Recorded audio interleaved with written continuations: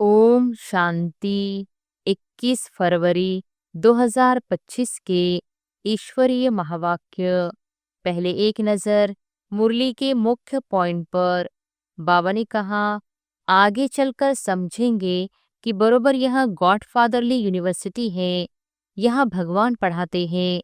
इससे बड़ी यूनिवर्सिटी और कोई हो न सके। प्रजापिता ब्रह्मा की ही सारी वंशावली है ना। यह कोई बाहों की बात नहीं है। वह भले कहते हैं 1000 भुजाओं वाला ब्रह्मा, परंतु अर्थ थोड़ी समझते हैं। अब तुम प्रैक्टिकल में देखो, ब्रह्मा की कितनी भुजाएं हैं। यह है बेहद की भुजाएं। इतने सब पॉइंट्स तो याद रह न सके। तंत सार बुद्धि में रह जाता है, पिछाड़ी में तंत हो जाता है मन मना भव। वह है विनाशी कमाई। तुमको तो यह बाप अविनाशी कमाई कराते हैं भविष्य के लिए। बाकी जो भी गुरु गोसाई आदि है, वह सब विनाशी कमाई कराते हैं। और फिर बाबा ने कहा, सर्विस का शौक है तो जो अच्छी रीति समझाते हैं उनका सुनना चाहिए। बाप ऊंच पद प्राप्त कराने आए हैं तो पुरुषार्थ करना चाहिए ना। जैसे यह सबको दुख है, बीमारी आदि तो सबको होती ही है, वहाँ सुख ही सुख है, फिर भी मर्तबे तो नंबरवार है। अपनी सद्गति के लिए श्रीमत पर चलना है। टीचर की मत पर स्टूडेंट न चले तो कोई काम के नहीं। नंबरवार पुरुषार्थ अनुसार तो सब है। और फिर लास्ट में बाबा ने कहा, यहाँ इस देह में होते हुए अपने को अशरीरी समझना है। यह मेहनत बड़ी भारी है। अपने को आत्मा समझ कर्मातीत अवस्था में रहना है। सरप को भी अक्ल है ना। पुरानी खाल छोड़ देते हैं तो तुमको देह अभिमान से कितना निकलना है। देह अभिमान टूट जाना चाहिए।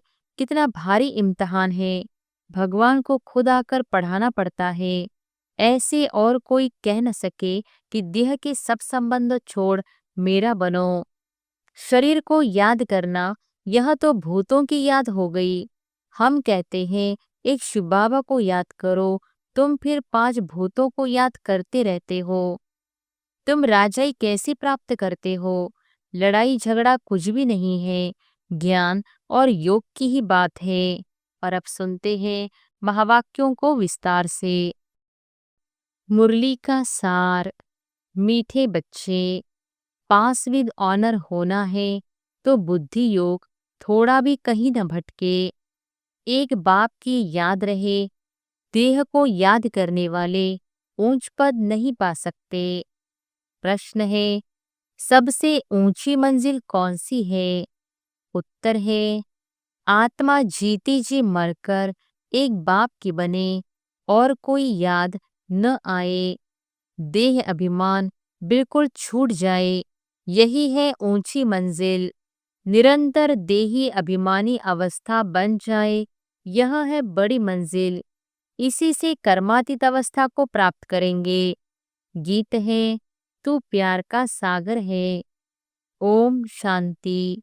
अब यह गीत भी रॉन्ग है। प्यार के बदले होना चाहिए ज्ञान का सागर।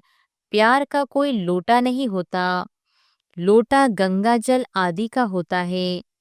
तो यह है भक्ति मार्ग की महिमा। यह है रॉन्ग और वह है राइट। बाप पहले पहले तो ज्ञान का सागर है। बच्चों में थोड़ा भी ज्ञान है तो बहुत ऊंच पद प्राप्त करते हैं। बच्चे जानते हैं कि अब इस समय हम बरोबर चैतन्य देलवाड़ा मंदिर के भांति है। वह है जड़ देलवाड़ा मंदिर और यह है चैतन्य देलवाड़ा। यह भी वंडर है ना। जहाँ जड़ यादगार है, वहाँ तुम चैतन्य आकर बैठे हो। परंतु मनुष्य कुछ समझते थोड़ी है। आगे चलकर समझेंगे कि बरोबर यह गॉडफादरली यूनिवर्सिटी है। यहाँ भगवान पढ़ाते हैं। इससे बड़ी यूनिवर्सिटी और कोई हो न सके। और यह भी समझेंगे कि यह तो बरोबर चैतन्य देलवाड़ा मंदिर है। यह देलवाड़ा मंदिर तुम्हारा एक्यूरेट यादगार है। ऊपर छत में सूर्यवंशी चंद्रवंशी है, नीचे आदि देव आदि देवी और बच्चे बैठे हैं। इनका नाम है ब्रह्मा। फिर सरस्वती है, ब्रह्मा की बेटी। प्रजापिता ब्रह्मा है तो जरूर गोप गोपियां भी होंगे ना। वह है जड़ चित्र जो पास्ट होकर गए हैं। उन्हों के फिर चित्र बने हुए हैं। कोई मरता है तो झट उनका चित्र बना देते हैं। उनकी पोजीशन बायोग्राफी का तो पता है नहीं। एक्यूपेशन नहीं लिखे तो वह चित्र कोई काम का न रहे। मालूम पड़ता है फलाने ने यह कर्तव्य किया है। अब यह जो देवताओं के मंदिर है, उन्हों के एक्यूपेशन बायोग्राफी का किसको पता नहीं है। ऊंचते ऊंच शिव बाबा को कोई भी नहीं जानते हैं। इस समय तुम बच्चे सबकी बायोग्राफी को जानते हो। मुख्य कौन कौन होकर गए हैं जिन्हों को पूछते हैं। ऊंचते ऊंच है भगवान। शिवरात्रि भी मनाते हैं तो जरूर उनका अवतरण हुआ है, परंतु कब हुआ, उसने क्या आकर किया, यह किसको भी पता नहीं है। शिव के साथ है ही ब्रह्मा आदि देव। और आदि देवी कौन है? उन्हों को इतनी भुजाएं क्यों दी है? क्योंकि वृद्धि तो होती है ना। प्रजापिता ब्रह्मा से कितनी वृद्धि होती है। ब्रह्मा के लिए ही कहते हैं 100 भुजाएं 1000 भुजाओं वाला। विष्णु व शंकर के लिए इतनी भुजाएं नहीं कहेंगे। ब्रह्मा के लिए क्यों कहते हैं? यह प्रजापिता ब्रह्मा की ही सारी वंशावली है ना। यह कोई बाहों की बात नहीं है। वह भले कहते हैं 1000 भुजाओं वाला ब्रह्मा, परंतु अर्थ थोड़ी समझते हैं। अब तुम प्रैक्टिकल में देखो, ब्रह्मा की कितनी भुजाएं हैं। यह है बेहद की भुजाएं। प्रजापिता ब्रह्मा को तो सब मानते हैं, परंतु एक्यूपेशन को नहीं जानते। आत्मा की तो बाहें नहीं होती, बाहें शरीर की होती है। इतने करोड़ ब्रदर्स है तो उन्हों की भुजाएं कितनी हुई। परंतु पहले जब कोई पूरी रीति ज्ञान को समझ जाए, तब बाद में यह बातें सुनानी है।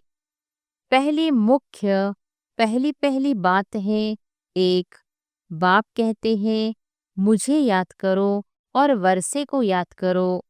फिर ज्ञान का सागर भी गाया हुआ है। कितने अथाह पॉइंट्स सुनाते हैं।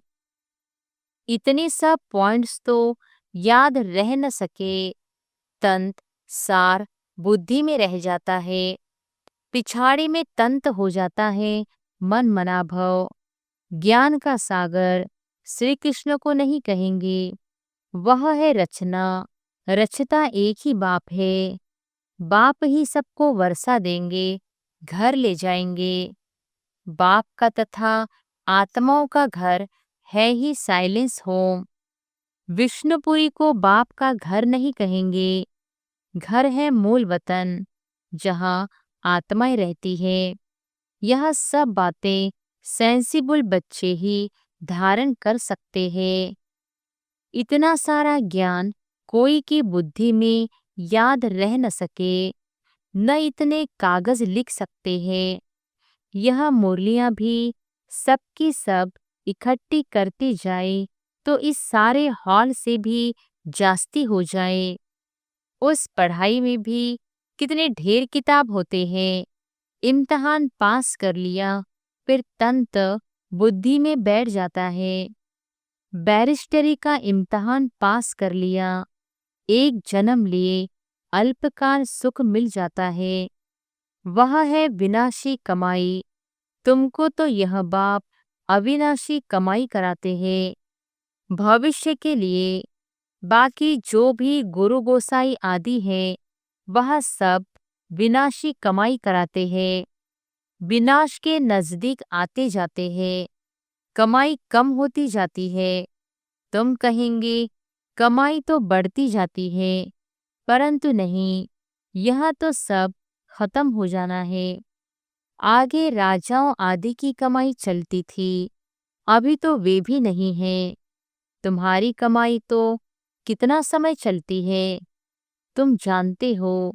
यह बना बनाया ड्रामा है, जिसको दुनिया में कोई नहीं जानते हैं। तुम्हारे में भी नंबरवार है, जिनको धारणा होती है। कई तो बिल्कुल कुछ भी समझा नहीं सकते हैं।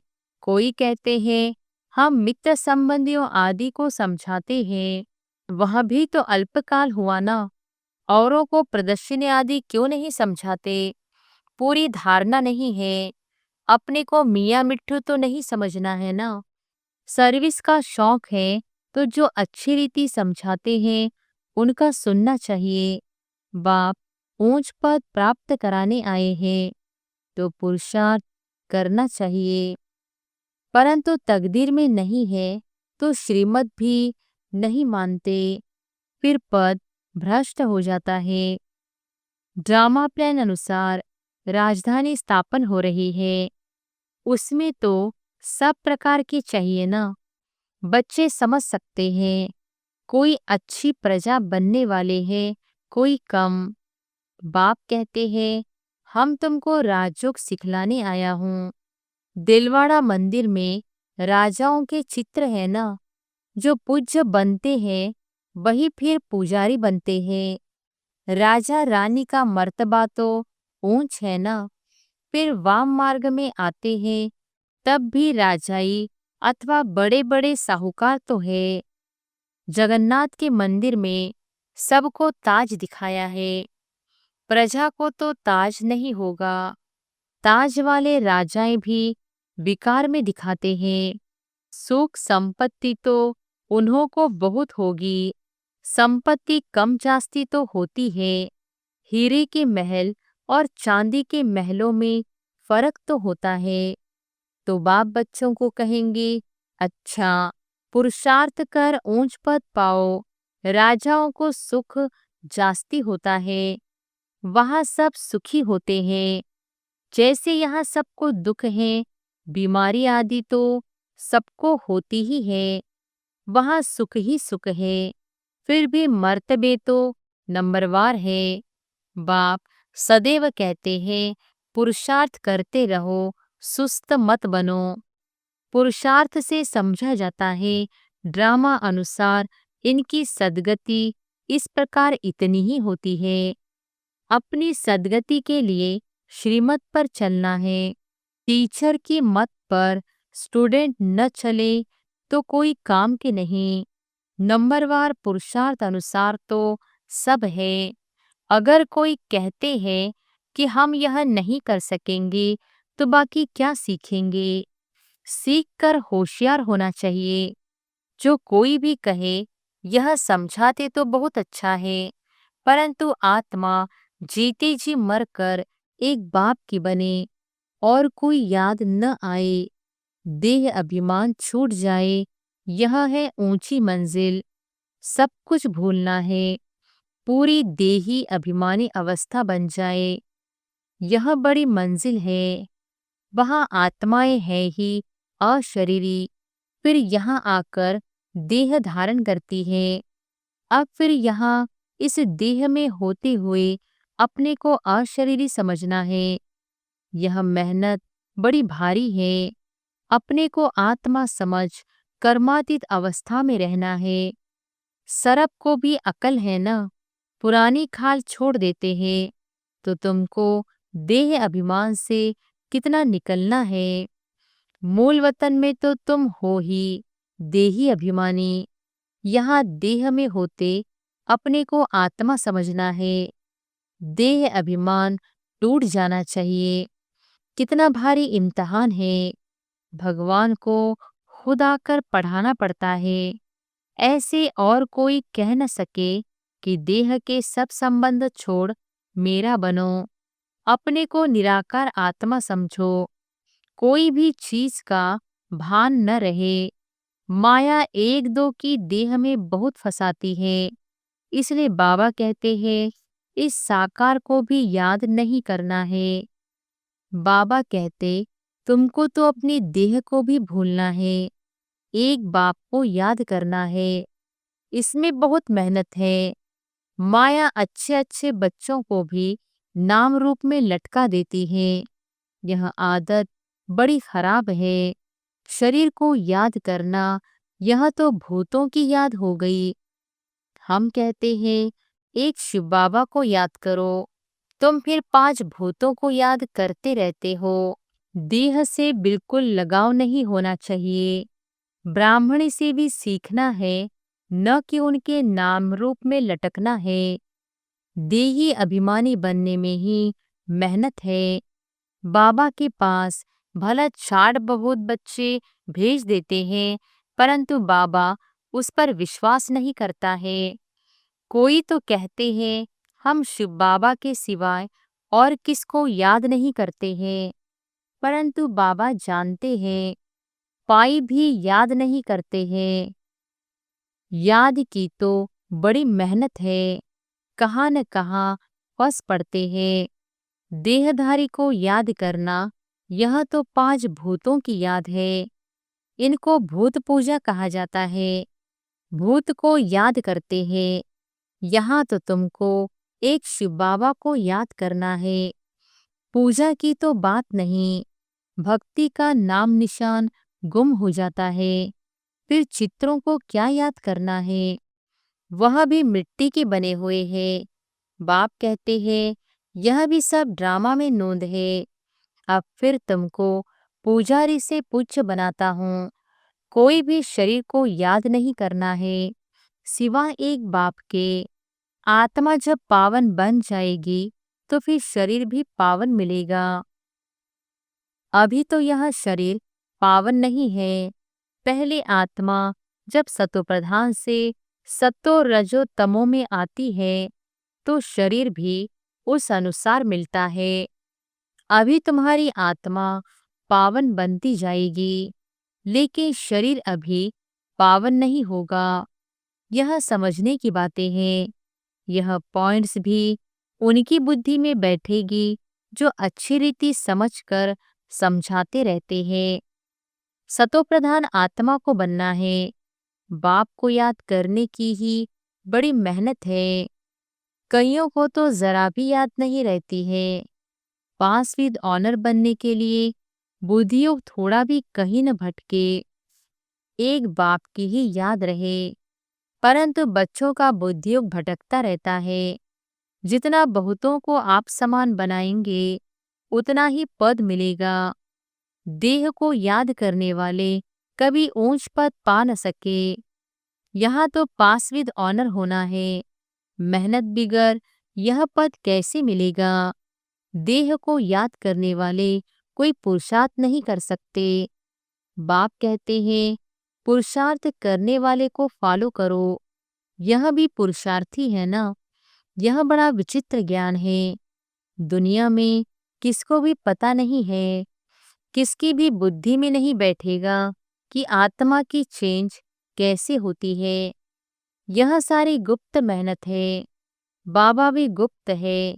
तुम राजाई कैसे प्राप्त करते हो? लड़ाई झगड़ा कुछ भी नहीं है। ज्ञान और योग की ही बात है। हम कोई से लड़ते नहीं हैं। यह तो आत्मा को पवित्र बनाने के लिए मेहनत करनी है। आत्मा जैसे जैसे पतित बनती जाती है, तो शरीर भी पतित लेती है। फिर आत्मा को पावन बनकर जाना है। बहुत मेहनत है। बाबा समझ सकते हैं कौन कौन पुरुषार्थ करते हैं। यह है शिव बाबा का भंडारा। शिव बाबा के भंडारे में तुम सर्विस करते हो। सर्विस नहीं करेंगे तो पाई पैसे का पद जाकर पाएंगे। बाप के पास सर्विस के लिए आए और सर्विस नहीं की तो क्या पद मिलेगा? यह राजधानी स्थापन हो रही है। इसमें नौकर चाकर आदि सब बनेंगे ना। अभी तुम रावण पर जीत पाते हो, बाकी और कोई लड़ाई नहीं है। यह समझाया जाता है। कितनी गुप्त बात है। योग बल से विश्व की बादशाही तुम लेते हो। तुम जानते हो हम अपने शांति धाम के रहने वाले हैं। तुम बच्चों को बेहद का घर ही याद है। यहाँ हम पाड़ बजाने आए हैं, फिर जाते हैं अपने घर। आत्मा कैसे जाती है यह भी कोई समझते नहीं है। ड्रामा प्ले अनुसार आत्माओं को आना ही है। अच्छा, मीठे मीठे सिक्के लधे बच्चों प्रति माता पिता बाप दादा का याद प्यार और गुड मॉर्निंग। रूहानी बाप की रूहानी बच्चों को नमस्ते। धारणा के लिए मुख्य सार। पहली पॉइंट, किसी भी देहधारी से लगाव नहीं रखना है। शरीर को याद करना भी भूतों को याद करना है, इसलिए किसी के नाम रूप में नहीं लटकना है। अपने देह को भी भूलना है। दूसरी पॉइंट, भविष्य के लिए अविनाशी कमाई जमा करनी है।